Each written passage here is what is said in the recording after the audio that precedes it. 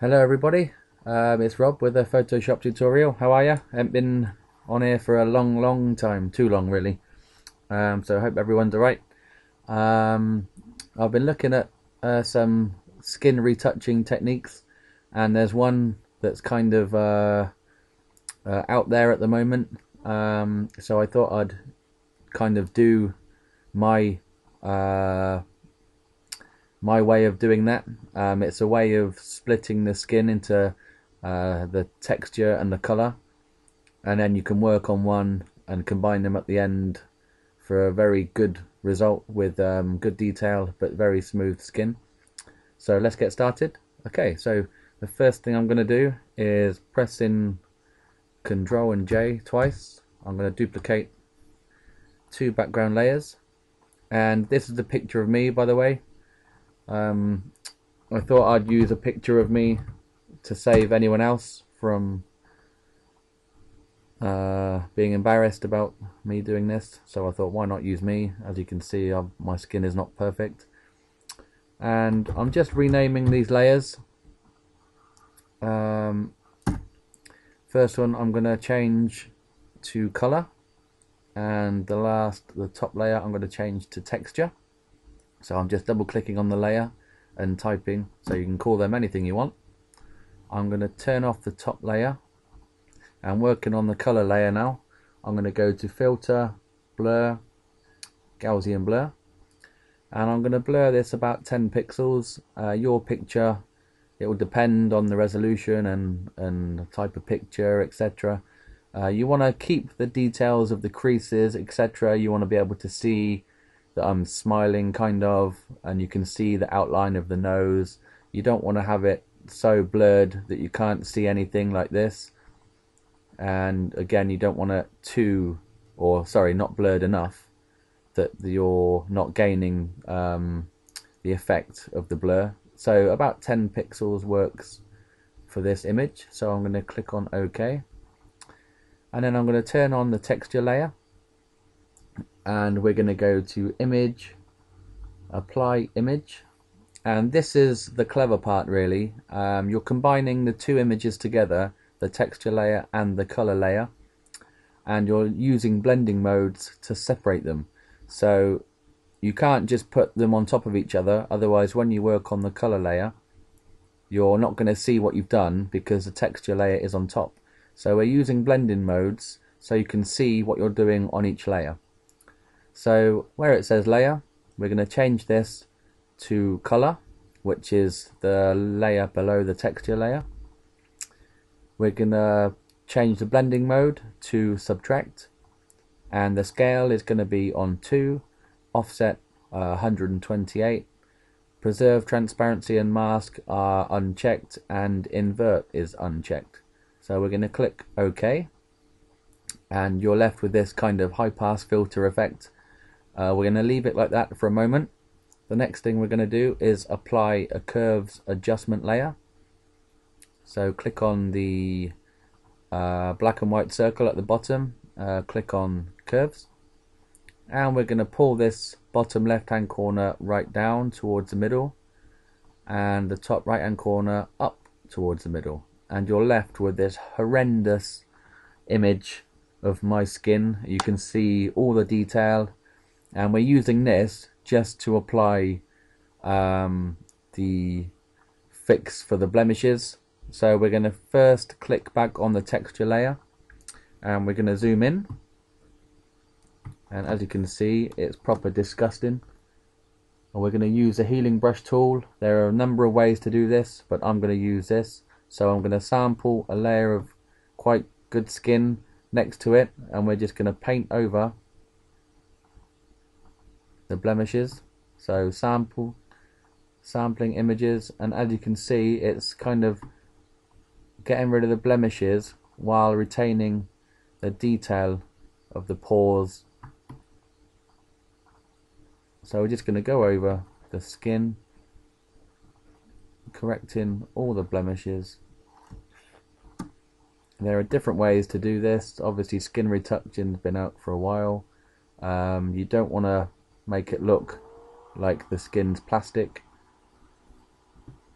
whereas if you blur it too much, obviously that can happen. And I'm not going to pretend that I'm an expert on this kind of technique. I don't use Photoshop as a job or anything like that. I'm not a designer or a retoucher by trade. I'm just using this for my own pictures, but I found that this technique works very, very good. You still keep the detail, but you smooth out the skin very, very good, very, very well. It works very, very good. So I'm just going around the picture now. So Alt or Option clicking next to an area I want to go over to sample an area of skin that's clean. So Alt or Option clicking here, and then I'm just going to paint over this area. And with the healing brush tool, it blends in, so you're not actually covering something, it blends it together. There are different ways of doing this. You can use the clone stamp tool, etc. There's lots of different ways of doing it, but I found this is quite quick and easy. So if you're working on lots of images, this is a good way to speed things up. So just go round. Now we're looking at the texture now, so we're not worrying about the colour. We'll sort the colour out in a minute.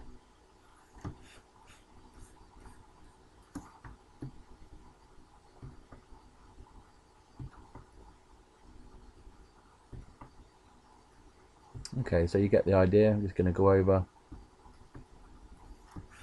Alt or Option clicking to sample the skin, and then painting over an area you want to smooth out.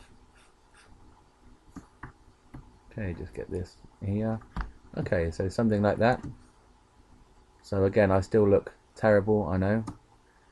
Okay, so now we're going to go on to, we're going to turn the curves adjustment layer off. So while on the texture layer, we're going to change the blending mode. So it's on normal now. We're going to click on the blending mode and change to linear light. And as you can see, that's before, that's after. Very quickly I've smoothed everything out, but we're going to keep going. So click on the color layer, and we're going to add a layer on top.